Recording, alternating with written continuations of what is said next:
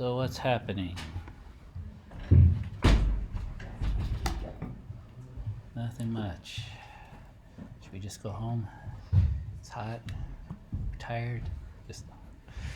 Just Thursday we have our exam, right? So I've gone through the review, and again, this is all in Canvas already. There's an answer key to this. This is the newer version. If you compare it to the one from 2020, the questions are, I believe, just about the same, exactly the same as far as I could tell. But the numbering's a little different, but that's what I did my videos to. So I should have, as far as I remember, videos for all of these. But what I wanted to do tonight was to suggest a few of the problems that we should work through to make it maybe closer to like bite size for what the exam will be like. This one is a little different in that there are no true-false questions. So question 7's been turned into a multiple choice, which I applaud. I don't like true-false. To make them good, you got to make them tricky, which then they're no longer good. So anyway, it's now a multiple choice. So there's just 7 multiple choice, and then the rest, 8 through 12, about the same length, will be open answer. Okay. So I thought I'd just dive into these ones that I've highlighted. I downloaded it, saved it on my computer. When I'm done, I'll upload this version. So if you want to see which ones you could kind of just focus on, it'll give you a feel for about how long the test is. What I did, I tried to choose the problems that would be closest to the ones the type that are asked, but they're not exactly. The test has slightly different ones. So they may mix it up, but if you go through this, you should touch on each of the types of integration we need to do, each of the types of problems, and then we're good. Before I just dive in, are there any questions or comments or concerns?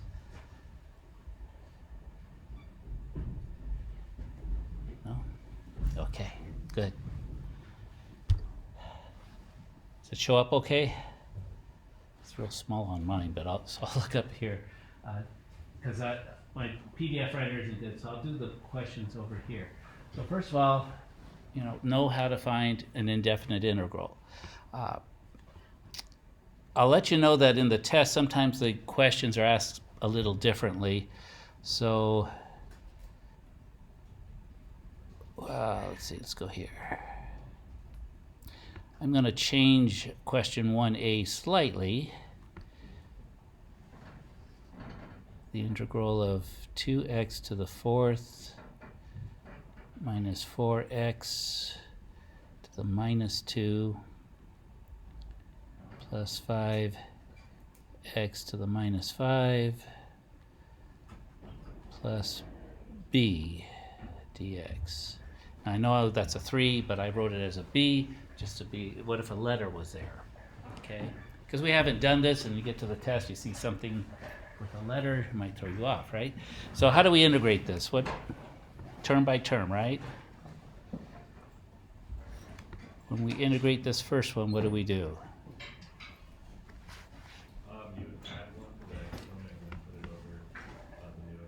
Excellent. That's pretty, yeah, all of these. If you can remember that, add 1 to the exponent, divide by that new exponent, you'll be pretty safe. So we're going to get 2x to the 5th divided by 5. What about the next one? Add 1 to the exponent and divide by the new exponent. So it's each one of these is really that simple in a way. So we're going to get negative. For our exponent is going to become negative 1. So then we've got to divide by negative 1. And I kind of go through when I do them, I just do it instead of trying to clean things up as I go. It's up to you, but what I find is if I do it this way, I'm less likely to make a mistake, especially with a negative sign. Doesn't mean I prevent it, but negative 5, I add 1 to the exponent, which could give me negative 4. So I'll get 5x to the negative 4 divided by negative 4. Now this b, we've never seen one with a b. How do I integrate b? Well, I kind of should tell you that b is just a constant. If I tell you that b is a constant, what do we do to integrate b?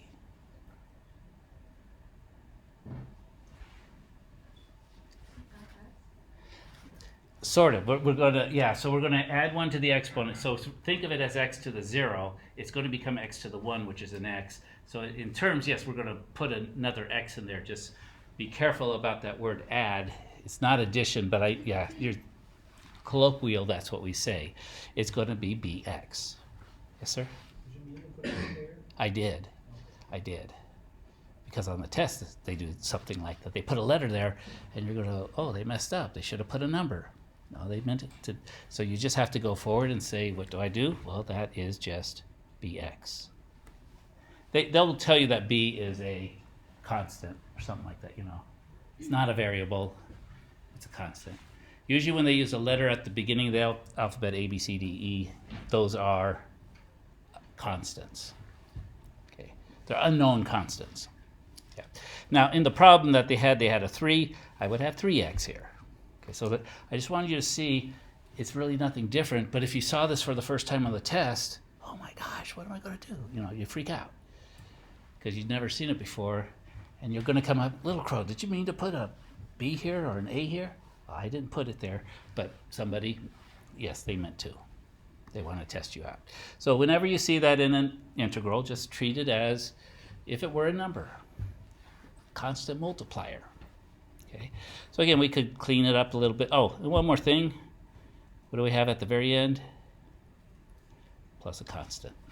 Okay, because b wasn't really that. So, and again, if it's multiple choice, you don't have to worry too much. You just have to choose the right one. If it's one of the open answers, I think this is sufficient for showing work. It's okay. Again, you could clean it up a little bit, but mostly tonight I just want to, get through, and you could move the negative exponents down. You could leave them up. It's just a matter of being able to recognize again as far as the multiple choice, which ones are right and which ones aren't.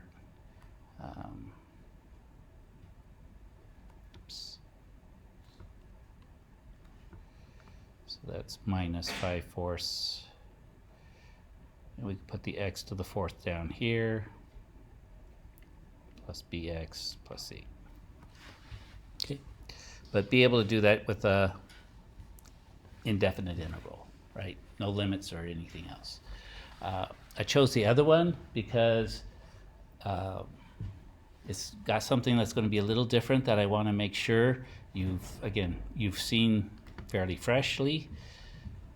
So 1b. We're going to integrate 1 over x, what is that, plus 1 over 3, x to the 7th dx. Now, how is this different than what we just did?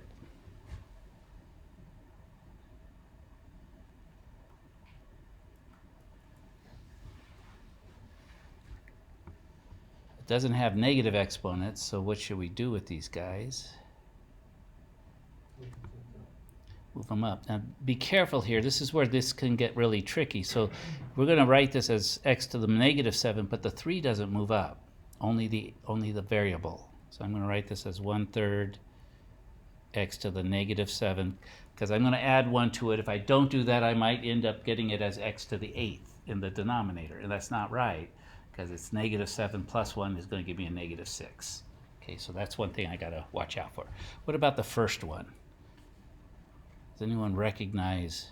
Natural log. It's a natural log, so it might be better not to put it to the negative 1, because you might be tempted to add 1 to that exponent, and you're not going to get anywhere. You'll get 0, and just remember 1 over x, it integrates into the natural log. So that's a sort of a special integral, because natural log of x, when we take its derivative, gives us 1 over x. So it's just kind of remembering that. So when you see 1 over x, be thinking natural log of x when we're integrating, right? So I'm not going to, you could put it x to the minus 1. X to the minus 1 is also natural log of x. Is it supposed to be 7 over x?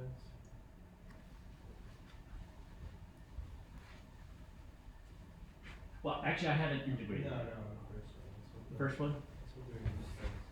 Oh, it's so small I can't. Thank you. Good, good. So it adds another layer of trickiness. So 7. It's still going to be natural log of x, but what else is going to be there now? 7. 7 is going to be a multiplier, constant multiplier. Thanks for catching that. Okay. So again, you might want to say, oh, let me move the 7 out, or however you want to do it. But yeah, you're going to need a 7 natural log of x. So I integrated that. Actually, I shouldn't do that there. I'm just going to do that. And then I'm going to integrate just this part here. So I add 1 to the exponent and divide by that new exponent. So that's going to become plus 1 over 3 times negative 6, all in the denominator, right? And then I'm going to get x to the negative 6 in the numerator.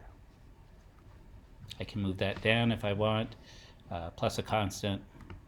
So I could write this as 1 over, I'll change the plus to a minus, right, because I got that negative 6. 3 times 6 is 18, x to the positive 6, and then this is just 7, natural log of x, plus a constant. Okay, what's a good strategy if you, once you've integrated something and you want to make sure you got it right? Take its derivative. So I won't do that with each of these, but you know, it's good practice to turn around and say, okay, 7 natural log of x, what's that derivative? So I'm going to say, if I take the derivative of my answer, I should get back to what I started with. Well, that's going to be 7 over x. Oh, that's what I started with. Good. And then this one is going to be, now remember, when you take the derivative, you're subtracting 1. So this is a negative 6 minus 1 is going to be a negative 7. So you could either leave it down there if you want, or you can move it up and make it a negative 7. But remember, what you have to do is you have to multiply by the original exponent. So you want to think of this was x to the negative 6. So the negative 6 comes down. And I still have this 18 here. So negative and negative make a positive. 6 goes into 18 3 times, and I can move that x to the 7th downstairs. That's what we started with, right? 1 over 3x to the 7th, 7 over x. So that, and the constant when I take its derivative is 0. So it's a way you can always check. And again, I encourage you to do it because it gets you going back and forth. Just do it slowly. If you go too fast, you're likely, if you're like me, you'll confuse yourself when you're adding and when you're subtracting. But and maybe not immediately.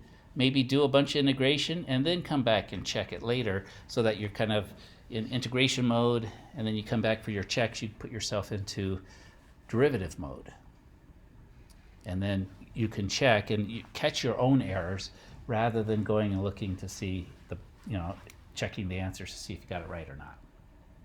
You're going to know. And this way you'll also catch any errors that you may have made.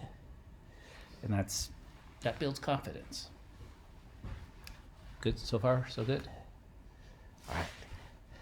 Let's get to I gotta find a way to make this bigger. Where's my plus? This thing doesn't have a plus.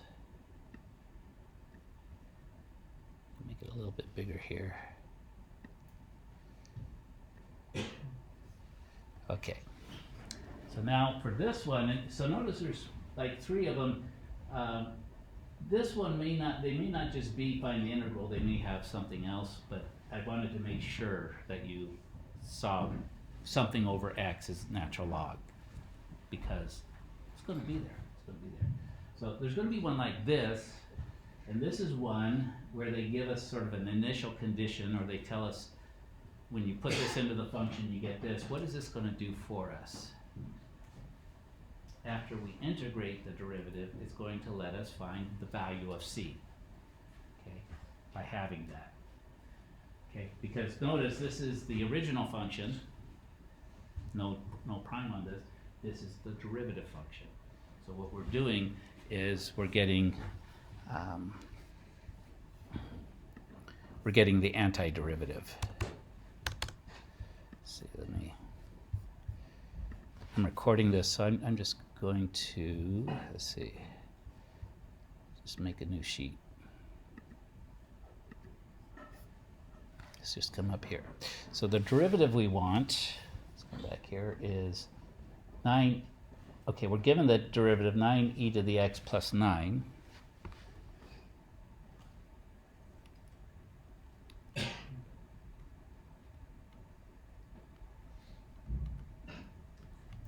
So we're told that that is the derivative of something.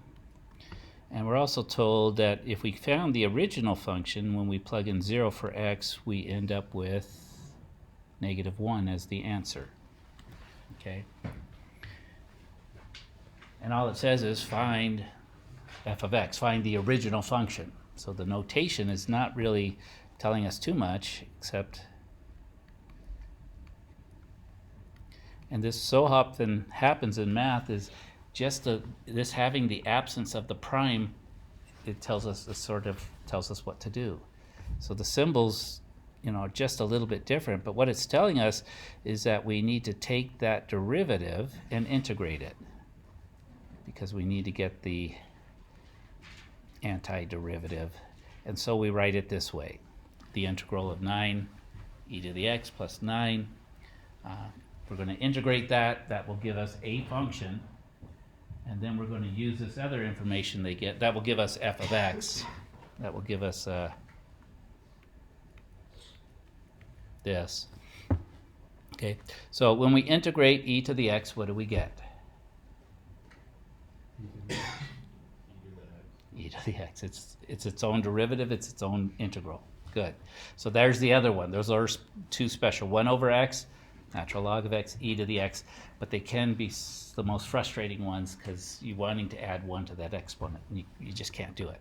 So it's e to the x, and the 9 just tags along. Okay. What about plus 9? When I integrate that, what am I going to get? 9x. Add that x to it. So we can go ahead and say that. We know we're not actually adding 9 plus x, but we're going to put an x with the 9 because it's now x to the first power. It was really x to the 0 power. Good.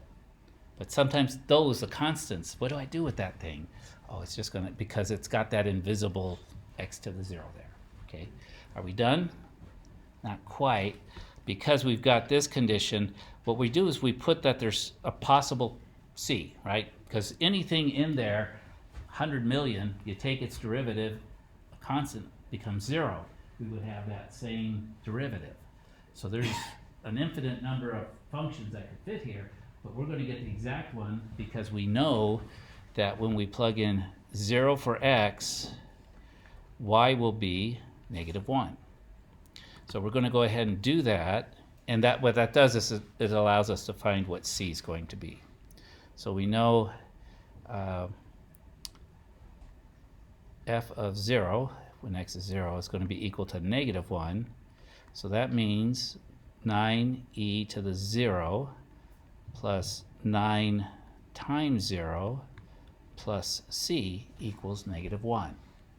And now we just do some arithmetic. What is e to the 0? It's 1. 1 times 9 is 9. What's 9 times 0? 0. So this middle part is gone. So 9 plus c has to be equal to -1. I'm going to solve for c. We'll subtract 9 from both sides. So what is c? -1 combined with -9, -10.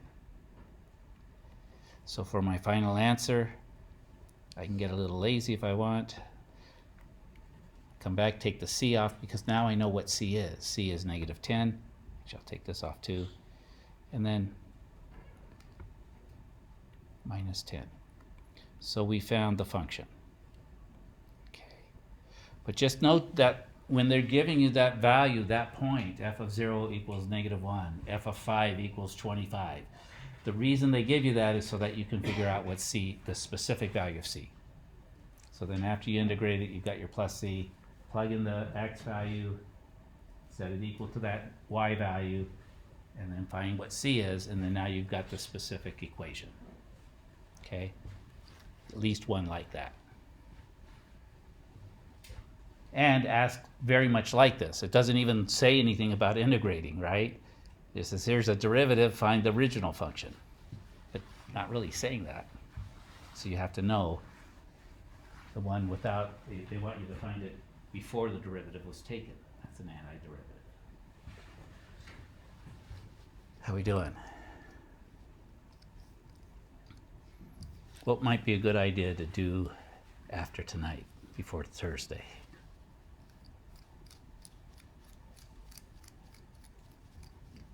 Try these on your own, maybe. Watch the videos on any of these that are still struggling with. What's going to happen on Thursday? Test, but before the test, I will have my office hours. I apologize if anyone showed up. I had to cancel my office hours today, but I plan to be there Thursday. You never know, right? Bus could run you over, so you can't say I'm going to definitely be there, but I will do my best. Okay, 3 down. Let's keep, what time is it? Yeah, we're doing fine. Okay. Few with substitution. And I'll just let you know that some of these, it doesn't ask you to solve the substitution. It might ask you what would be the best substitution. And, you know, you could just try to answer the questions. That's kind of hard to answer without actually working it out. My suggestion is choose what you think is the best substitution and then go ahead and use it to see if it ends up being the best. Okay? Because it's a multiple choice question. I'll let you know that. But there's a couple good looking wrong answers in there. And you might say, oh, this one. And it might be good choices initially, but then you'll see they cause problems when you try to do the integration. The best answer is going to work real smoothly. So it's kind of, you know, so that's why we kind of go through this. Let's see. We have enough room to do G. Do this one first. It's because it's one of the more complicated ones, right? So 3x squared plus 1, x squared plus x minus 2 raised to the 9th power dx. Okay. Now, what tells us that we would, other than the question saying use substitution, what also tells us that we might need to use substitution on this method?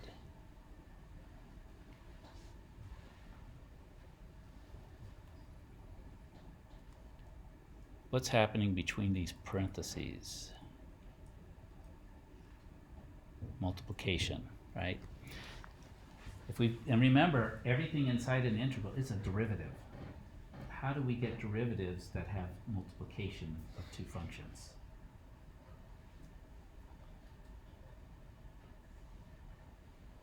Chain rule, right? So that's what this is really for. It's a reversal of the chain rule. Those are hard to do without doing some kind of substitution. It's just so messy. But the thing you're looking at, did I write that down right? Oh, I did. Good. So you want to see this one's the derivative of this one, but I go, oops. See, I'm spotting my error. I wrote it down wrong. This should be a cube. And you'll always see that, because if it wasn't, we couldn't, we don't have the means. There are some techniques, some more advanced ones that the engineering calculus teaches. We're not going to get into them, thank goodness. But you'll always see is the first part is like close to being the derivative of the other one. The other thing is, how do you know what to make u? The sort of simplified variable. you're looking for sort of the inside of a function. Remember, because it comes from a chain rule. A chain rule has an inside of a function and an outside, typically denoted by, now this has parentheses, but the key part is this parentheses has another symbol out, it has an exponent out there. So that's probably going to be the best choice for us, is we're going to, when we do the substitution stuff, we just say, okay, let me check everything inside this parentheses with a exponent on it. Don't worry about the front one. It'll take care of itself. So that's, this time we're just going to copy it down. And then we're going to take its derivative. So the derivative of u is du. This derivative, 3 comes down. We get 3x squared. Derivative of x is 1. Derivative of -2 is 0. Okay, we don't need a constant. Remember, this is, we're taking a derivative. And since we took a derivative, we'll put dx. Okay, so maybe if I put a parentheses around it, oh wow, that looks exactly like that. And there's this dx, that dx. So what's going to happen is when I go back to substitute it, this part here is just going to become u. This, oh wait. This is what always used to throw me off, and this text does it a little bit different, right? So I missed that step. Remember, what do we do next? We solve for dx, right? This, I think, was a much better way. I had a lot of problems with this. So I'm going to divide both sides by 3x squared plus 1. So that cancels. So dx, the dx part, I substitute with du over this. Okay? Just going back into my old bad habits. So let's see if I can. Yeah. So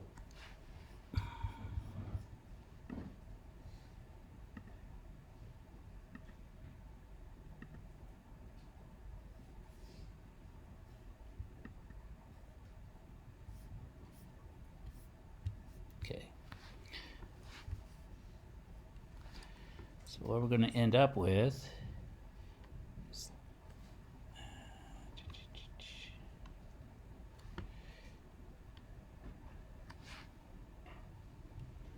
well, I'll rewrite it. So we're going to get the integral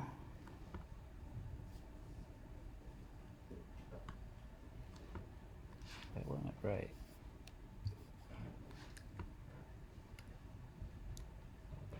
The integral of 3x plus 1, 3x squared plus 1. So that was the front part. So we just leave that. We go ahead and write that down. We're going to replace this. This is going to become u to the 9th.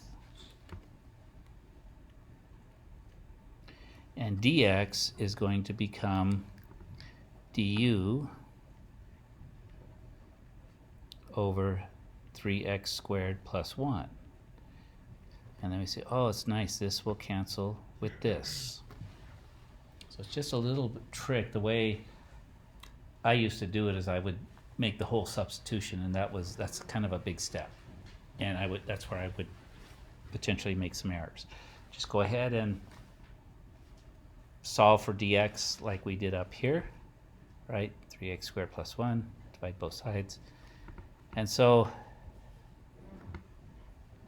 now we have the integral u to the 9th du. What could be simpler, right? It's just a single variable to the 9th, and we just need to integrate it. How do we do that? Add 1, divide by the new exponent.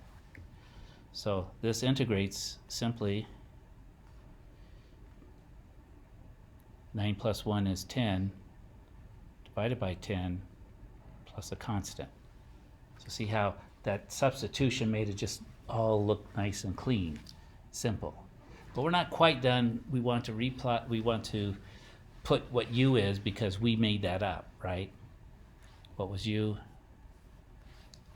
We substitute. It's actually x to the 3rd plus, or yeah, x to the third plus x minus 2. So we just replace that in our final answer. What was it, minus 2? I think. To the 10th, all over 10, plus a constant. Okay, so that's our final answer. Can we check it? Yes, we can take its derivative and we will get back to what we started with. Okay, so again, practice that. But if you're not real smooth at it, don't do it at the same time. Come back and do it later. Kind of wait to check it, because if you check it and you know it's right, sometimes you don't take that credit. But if you check it, you take more credit for yourself, because hey, I did it, I checked it, and I got it right. I didn't have to go to the back and some authority told me it was all right. You're going to find it. If there's an error, you're going to find it, and I'll tell you that's more confidence building than having the answer key tell you you're wrong, because you're going to look at it and say, why am I wrong? If you're checking, you're going to find out why you're wrong. Doing okay? It's making sense? Okay. Let's look at this other one. This one is the one where it's a little, which one do we really use for u?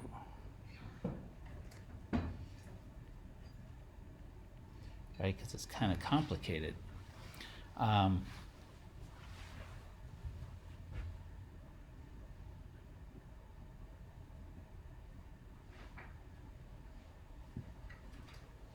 Anyone have any ideas?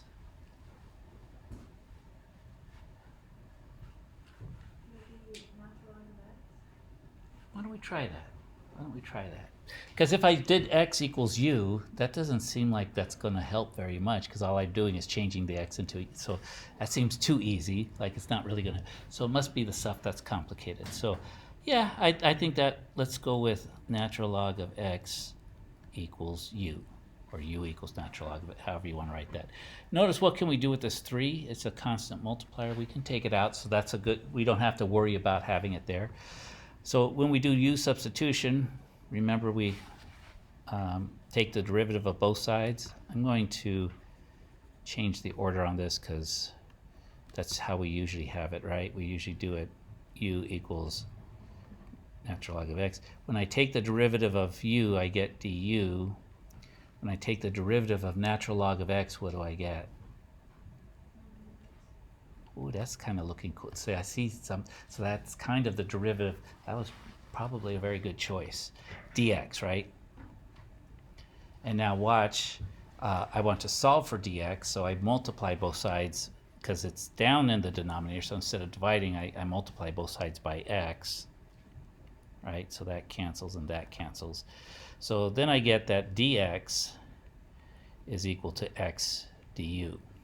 Now I'm ready to make my substitutions. That 3 is just there because it's a constant, right? Natural log of x, I'm going to, yes. I want to solve for dx. I want to get the dx by itself. Because up here, all I have is dx. Okay. Now, if you're sharp enough, you'll see, oh, I could substitute 1 over x dx for du, but it's not always that clean. But if you do this, so solve for dx, and then what does dx become? It becomes, let's see, so let's do this. So it's 3 times u over x, I leave that there, dx becomes x du. Oh, x divided by x cancels out. Okay, so that's why we do it. It's going to kind of take care of itself. And so then our integral is just 3u du. And now how do we integrate 3u?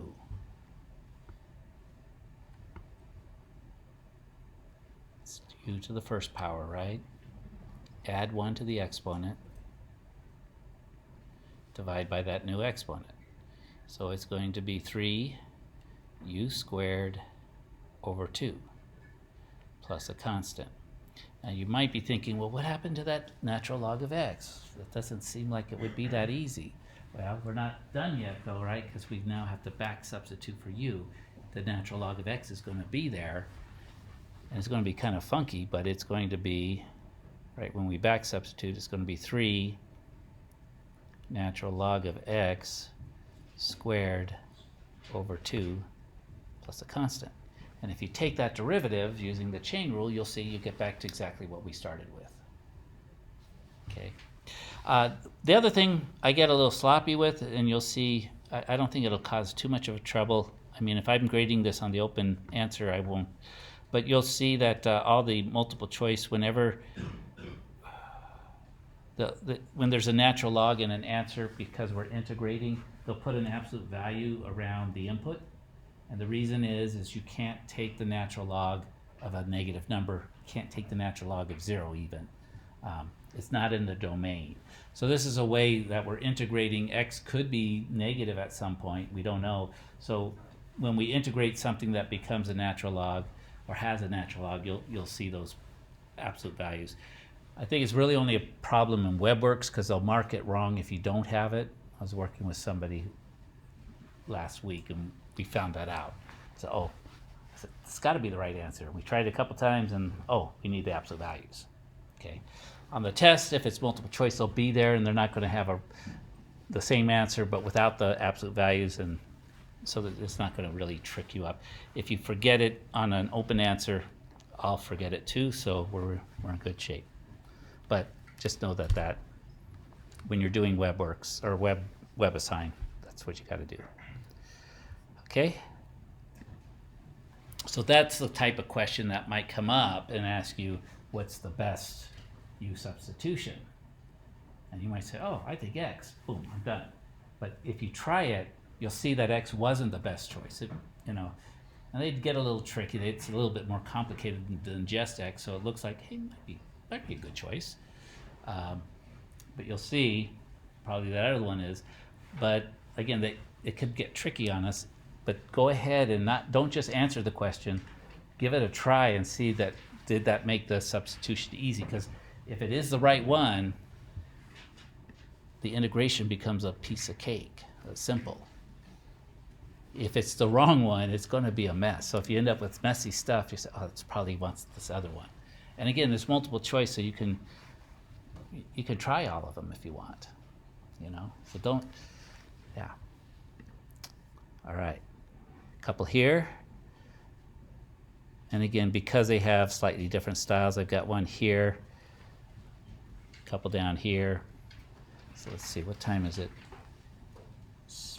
Got a little. We should be able to get through this. And again, remember, there are videos on all of these. Let's just start with something new.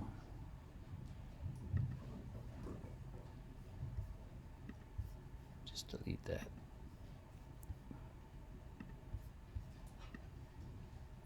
Okay, so we're going to integrate. So this one I decided I was going to change a little bit. What if for B they gave us something like take the integral from 2 to A x plus 5 over x dx, and they told us that this was equal to 3. Now, I just made that up, so it might not work very well, but if they do that, what are they really asking us to do?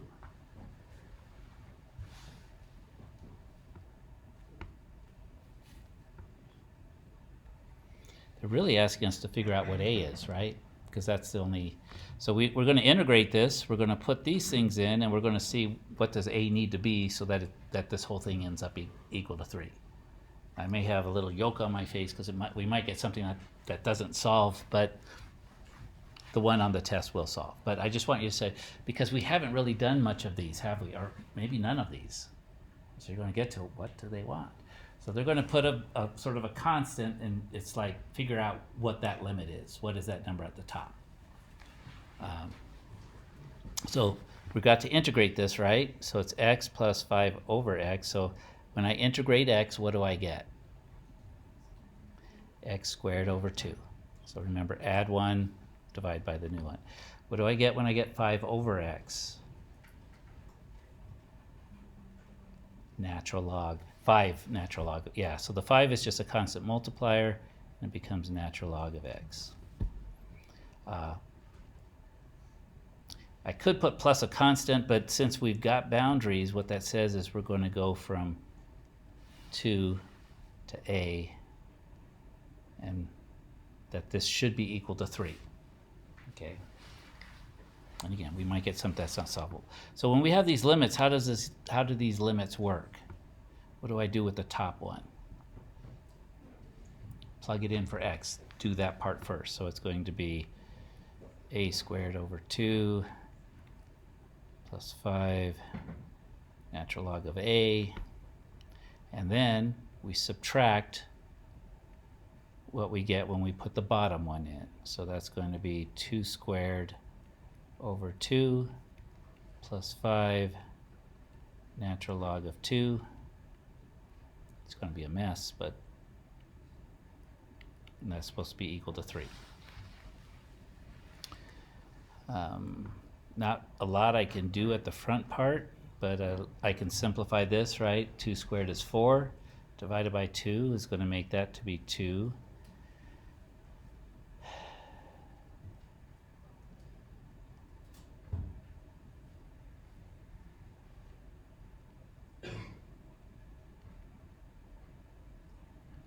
Okay, so these are all constants so far, right?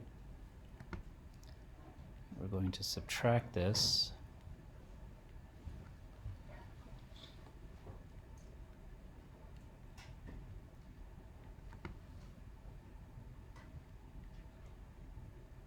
How am I going to do the algebra on that?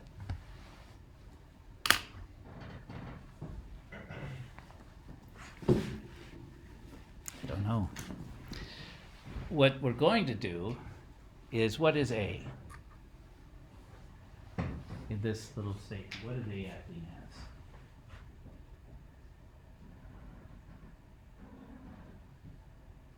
It's an unknown, right? We don't know what it is. Could almost call it a variable. Almost. We know it's going to be a constant. What we can do is we can graph this.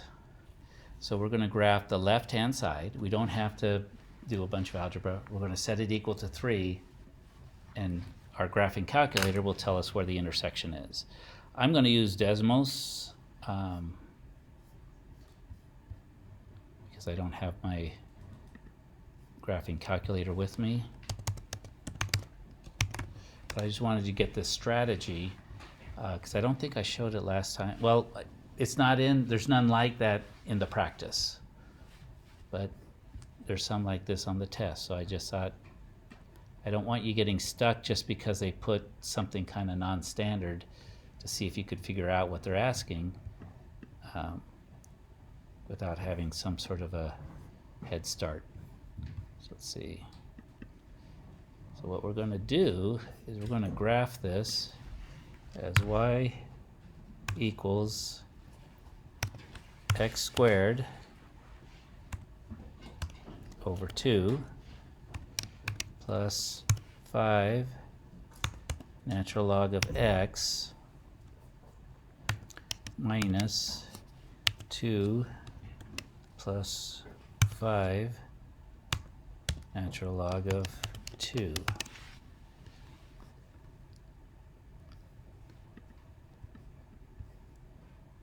And it's all got to be equal to 3.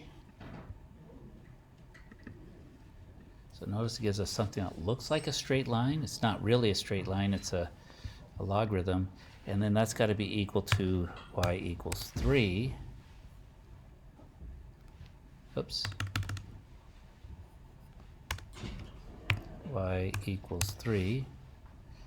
I just want a little y. Oh, there we go. That's better. And now I've got my answer. A, or x, in this case, 2.668. Get me close enough. Okay. Now, in reality, it probably ends up, if they want an exact answer or something, it's probably natural log of something, but give it a try. Plug in that value for x here, and you'll see that this whole thing becomes equal to 3. Okay, but it's, yes? Is there any way that we can like solve that equation of 500? Is there any way? Sure. I mean, if you're good with logarithms, you can get it, and then but you've got a quadratic in here, so you're going to probably be needing the quadratic formula, not real cleanly, and so rather than get so deep into some math that we're not probably going to use much, just graph it. Handheld calculator. Find the intersection when y equals 3 is a horizontal line. This is your other line where they intersect. You can solve everything this way. Yes? On a calculator, I don't know how to get that number on a calculator. Like I did everything you did, but the TI-84 doesn't really like, cause it doesn't, like it's hard to get exactly to 3 on the calculator, and on the table it doesn't show that. Right. So what you do is there's a feature. If you'll the second button, and then there's up at the top of the key where the trace button, it says calc, right? Second calc, and there's a thing that says intersect. And what you do, it'll ask for first curve, you hit enter. Second curve, you hit enter. Guess, you hit enter, and it will find that intersection point for you. Yeah, you enter 3 times. You should be able to. It's not really asking me for any input. So do second calc, intersect, and it should be saying first curve. You might have to move on to the first curve. Oh. And the answer should be 2.667. Yeah. The x value, 2.668 or 7. Yeah. Yeah. Okay. The y, 3. Okay. But there'll be one where you're not given both the bottom and the top. One of them will be a variable. It'll be a letter. Solve it, and then I think the one on the test will be a little bit nicer than this x squared, but even if it isn't, you could then use graphing methods to solve it. Okay. But I didn't think it was right to actually bring the actual question from the test and work it in class. But that method, you need to know, you're going to be asked to get an integral, and one of the limits is a variable. But they say that this whole thing equals a number. So you can go through and do exactly how I did, do the integration, it's equal to 3, and then if you get to this point where you're not quite sure what to do with it, because we've got a quadratic and we've got a natural log, the algebra on that would be more complicated than I'd want to do. Just graph it. Okay? Okay. Now we'll do one less esoteric.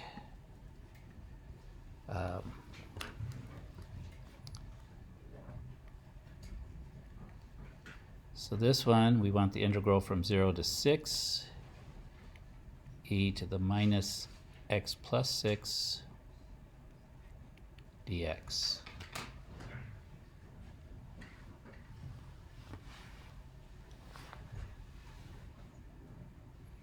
And they want us to give the exact value.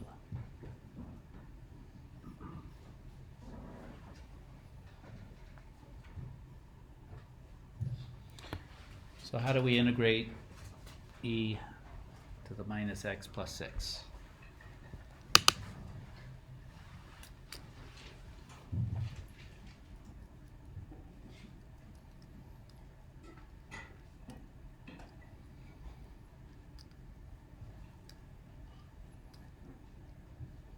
Any ideas? Does it look easy or hard? Substitution? I would go with substitution. You could possibly get by it. You could, it's going to be e to this, but if you take the derivative, it's this negative. That's going to cause us some problems. So if we do substitution, it'll be a little simpler. So what we want to make the substitution is we want to take the whole exponent, minus x plus 6, that's our u. We take its derivative, right?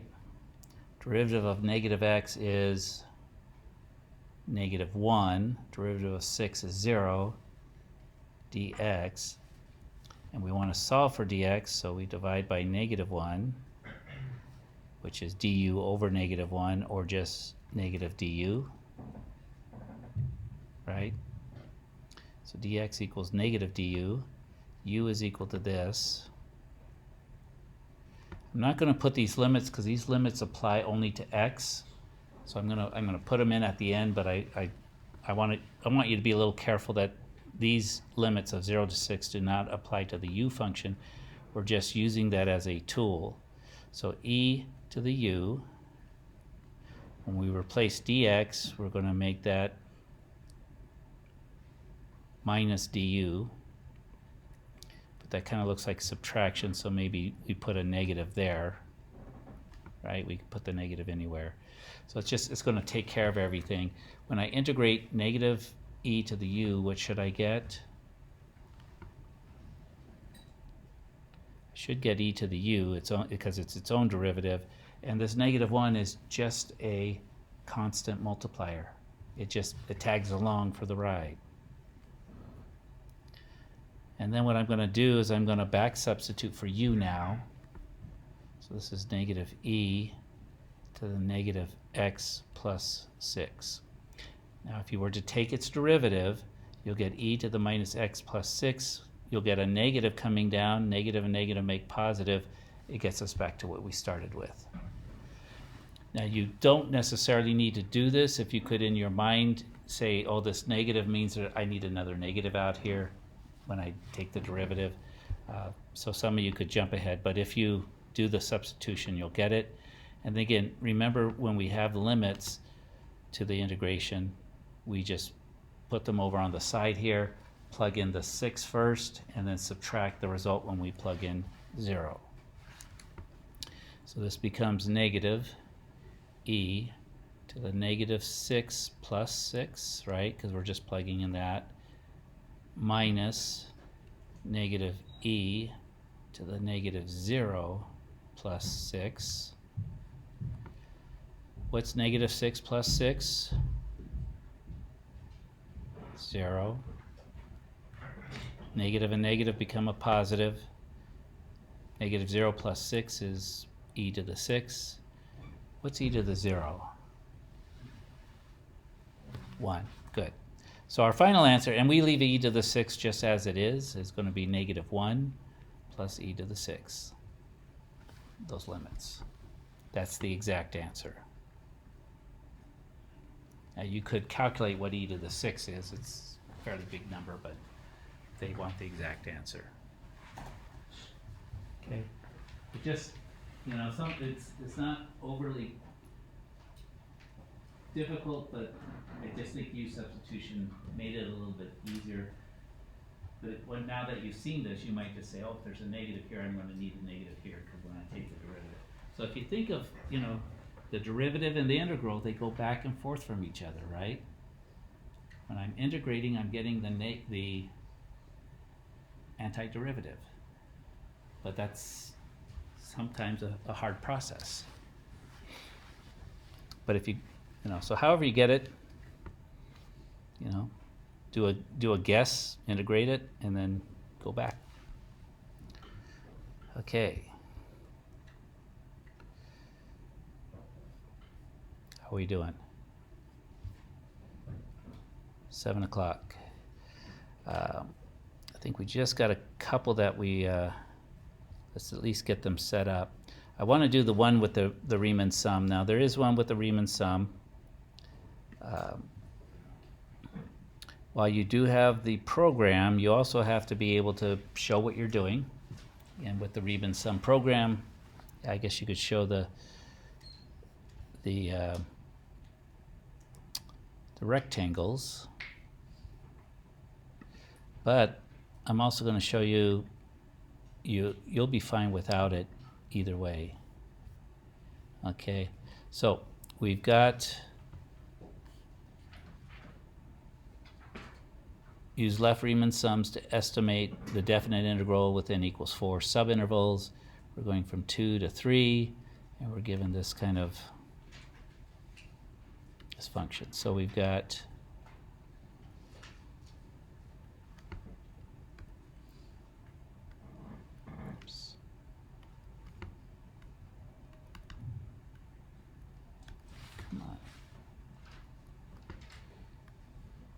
integral going from 2 to 3, 1 over 1 plus 2x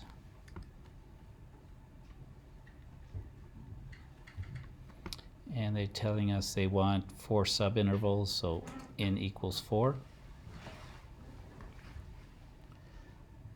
So I'm just kind of going to go through this without the use of the program because you'll be able to do the same there. So what's the length of the integration? We're going from 2 to 3. It's only one long, right? How many subintervals do we need? We want 4 boxes, so we divide that by 4. So we're going to start, and since they're left-handed, right, we're going to start at 2. Now what's 1/4 as a decimal? It's 0.25. And I'll do that because what we need is we need f of 2, that's the left side, right, that's the bottom. And then we need f of 2.25, right? And then we're going to keep adding 0.25. We need f of 2.5. And then, so we've got so far 3 intervals, right? The last one will be f of 2.75. So those are 4 rectangles.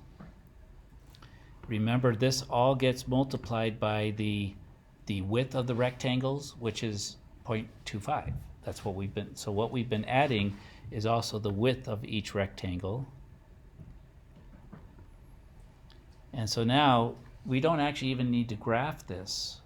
We could plug this in to our calculator as y equals 1 over 1 plus 2x, and then get a table for 2, 2.25, 2. So each of those 4, right? And again, I apologize for, I switched bags and I didn't bring a calculator with me. Does someone have a TI calculator? I want to show you, and sorry for those on watching the video, you won't see this, but hopefully you've seen it.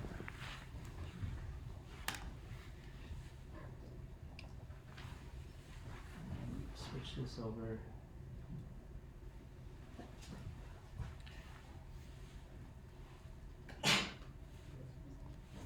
Okay, so using the, looks like now you'll have a problem with this because I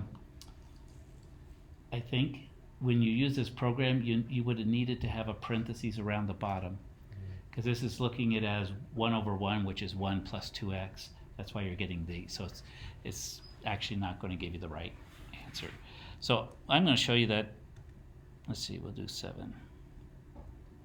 Actually, yeah. So if you just go to y equals, the second insert, parentheses, parentheses. So now we've got the right function in there.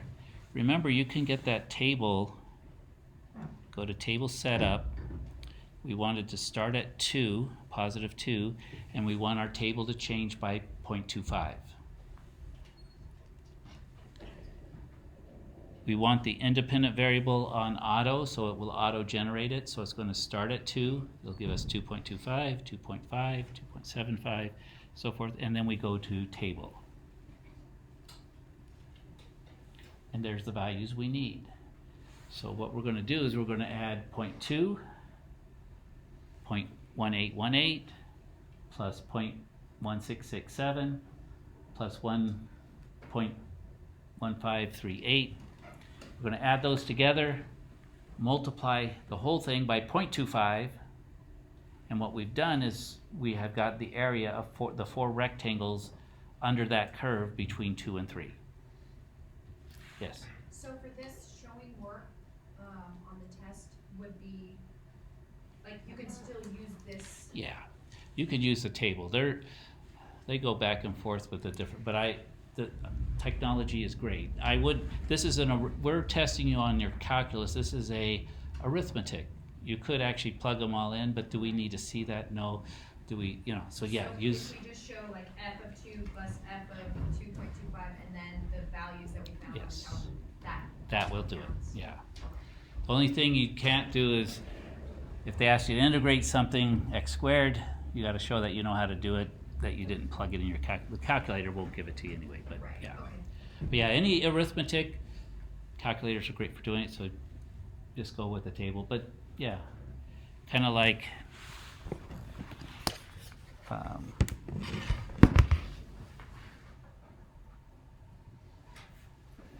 yeah, this is the work I would show, and then down here I would just go 0.25. I showed that I'm getting f of 2, and that was 0.2, 0.1818.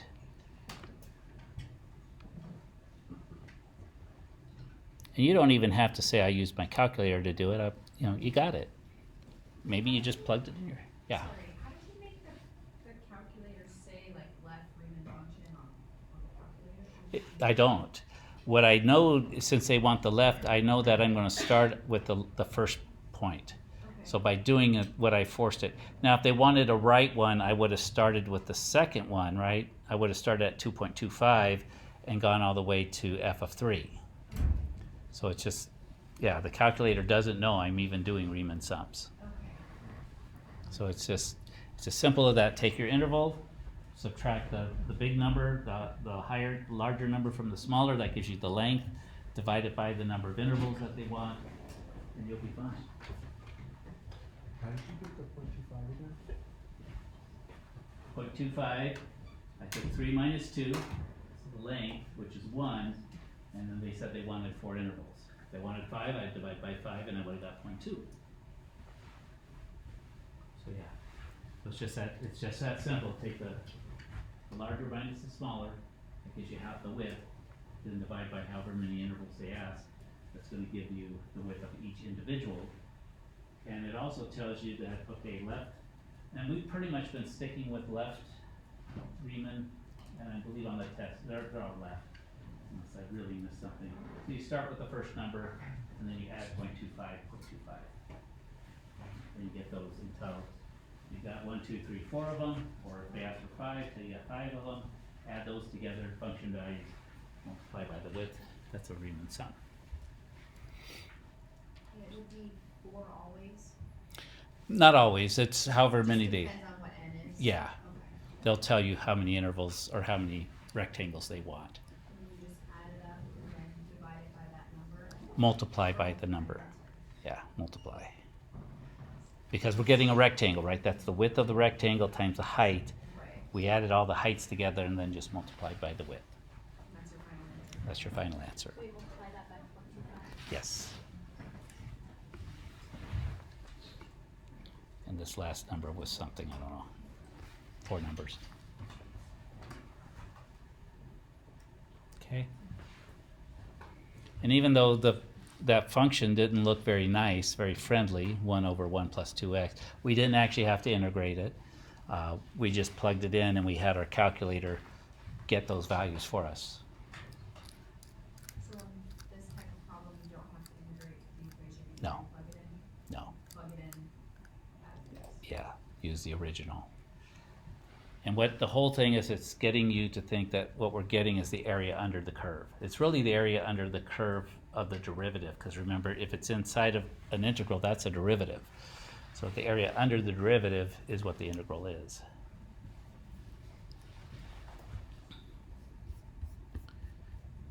Okay. Where are we? 707. Let me jump down to this one. I've got examples of these other two, and I think so I've worked through these. I think those are pretty straightforward. I want to talk about this one because there's two questions in there that are area between two curves. One of them, they will give you a picture of a graph and the region that they're finding, and then you have to pick out which one they're talking about, right? So what I want to do is, if we need the area between these two, we want to find the area of the region enclosed by these curves. What are we doing? What do we need to do?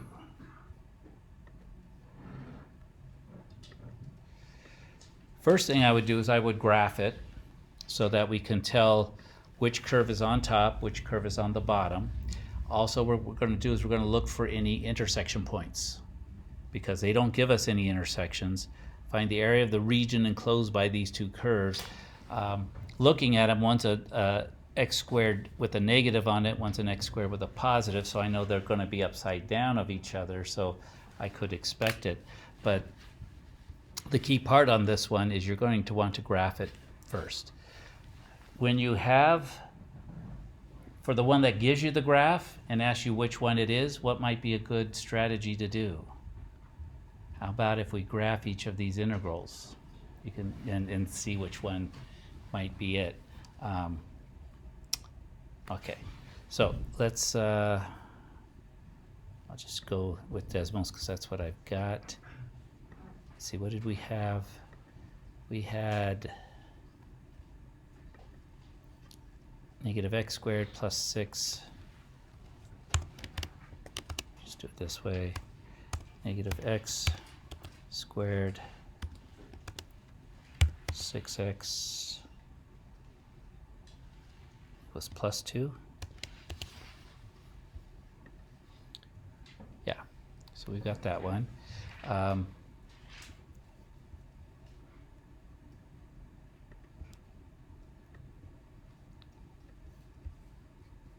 If you need to go, that's fine. But it should just be a few more minutes on this one.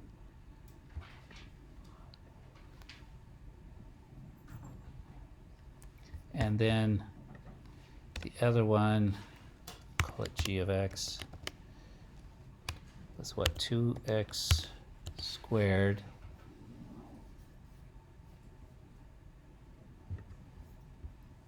plus 9x minus 4.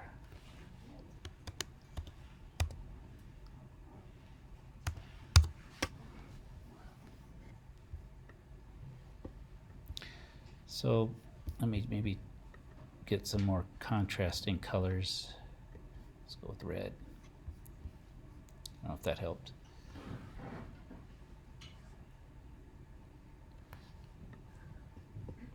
So we need to find the intersection points, right? And it looks like -2, -14, but -2 there. And then up here, looks like they intersect at the x value of 1. Okay, so what we're going to want to do is go from x value of -2 to the x value of 1. That's our integration, right? So we're going from -2 to 1. That's what that tells us. We want to get this area between them. The purple curve is on top, and it's always on top, it doesn't change, and the red curve is on the bottom.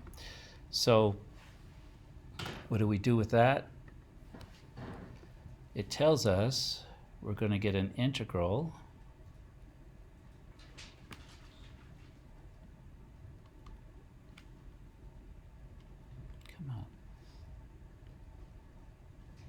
going to get an integral from -2 to 1. F of x is on top. G of x is on the bottom. And that's what we're going to do. Okay, so I would kind of do that symbolically. Now we can go back and we can replace these. F of x was negative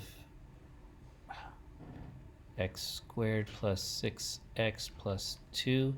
We're going to subtract, and I always put the parentheses because if you don't, you'll probably likely not distribute the negative through.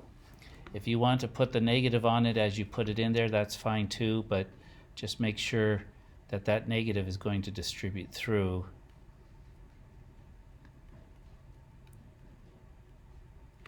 So we've got this, and there's always a dx on the end, but this is, sometimes we can get a little sloppy, right? -2 to 1. I'll change colors, but this negative is going to distribute. So this is going to become a plus, that will become a negative, that will be a negative. So I've got a negative x squared minus 2x squared, right? That's going to be a negative 3x squared.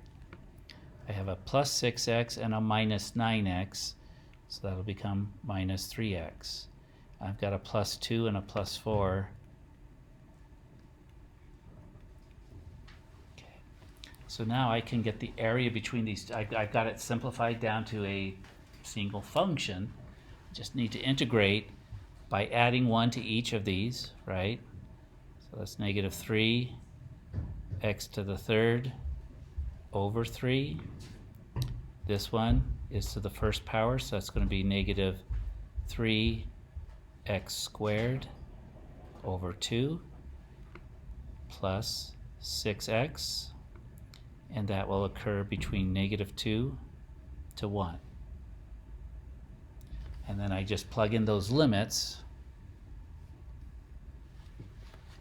All right, and I'm showing all my work. This is all I do. So all it comes down is the graph tells me which one's on top, which one's on the bottom.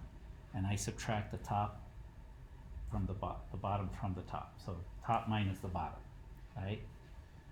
And then it's just a matter of combining like terms. The intersection points tell me what I integrate from. I go from left to right. So in that case, it started at x equals -2. The next intersection was at 1. So that gives me my limits. I simplify, integrate, and plug it in.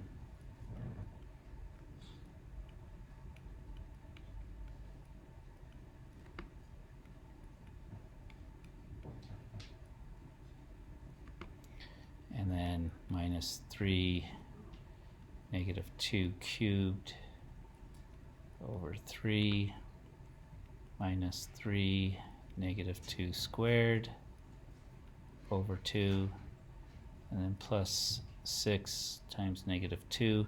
And you could do this with your calculator as well. I would maybe, even from this point, if you want to do these separately and then you get a number like, maybe it was 5 minus 6, whatever it ends up being, you could write it down. I don't think it's 5 minus 6, but you know, so you could use your table, you could use other features, that's okay. So whenever you're doing arithmetic, perfectly good time to use the calculator. You don't have to show step by step on that. What we want to see is, though, when you're doing a calculus function, show us that you know how to do the calculus. Does that help? Okay. Yes, sir. Where did the cube come from?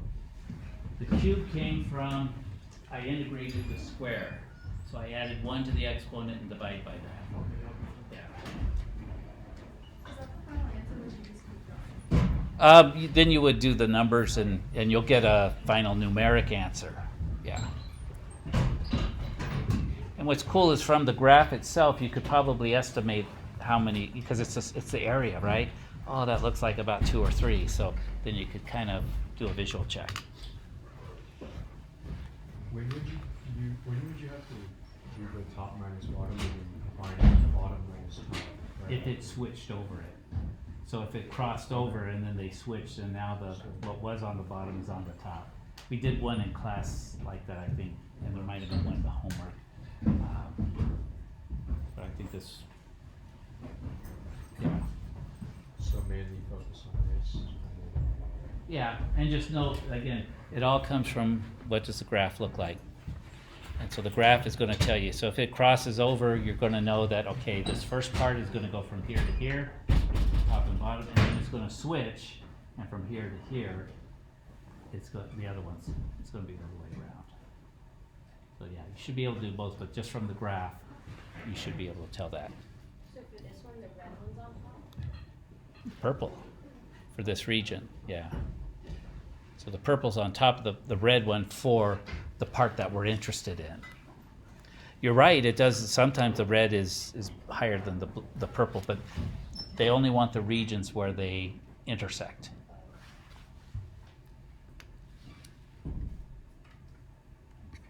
Good.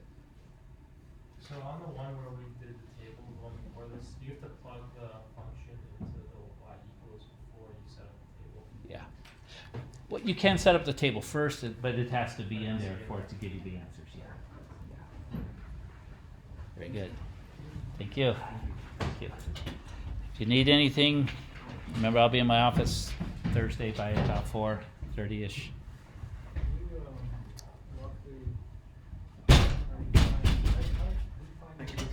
Thank you. With Desmos, it's easy. You do this with the TI-84. You use the intersect function. Yeah, and then you've got to go. So with the 84, what it does, that's where the Casio is nice, because with the Casio you go to intersect, it'll give it all to you. With this one, you find the intersection, so it'll ask you which is your first curve. So you go onto one, you click, that's it. Second, it'll ask for your second curve. It usually jumps to the second curve. You just click enter. But then the guess, you get close to where the intersection is. Hit that, and it'll give you that intersection. To find the other intersection, you go through the same process, but when you ask for the guess, you get closer to that point, that other point of intersection. So for this one, I would have done the guess maybe over here somewhere so that I was close to this point of intersection. Where you place the cursor for when you do your guess, the last one is going to look right around there. And if it finds an intersection close to where you put the guess, it's going to stop. And it's going to give you that as an answer. So yeah, if you just keep it down here, it will keep giving you the same intersection because it's lazy. It's all it's got. Oh, I found an intersection. That's it. So if you want it to find the other intersection, you got to get over there, and once it finds that, it'll leave it alone. Does that help?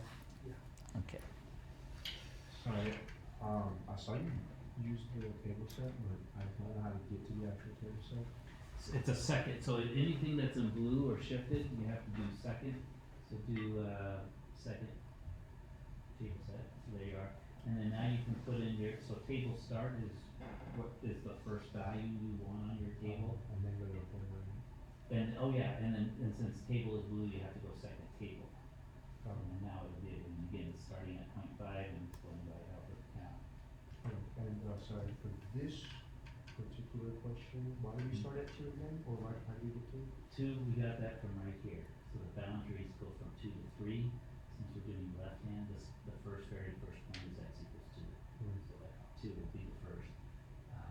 Since we're only going from 2 to 3, that's a length of 1. 1 divided by 4 is 0.25. So 2, and then it's going to be 2.5 away. 125. And there's no other way we can get these values unless we use this. Well, unless you want to do the arithmetic either in your head or on, yeah, it would be a mess. But you could plug them in here, over this. But as you can see, it's won't work then. Yeah. And then this comes out to be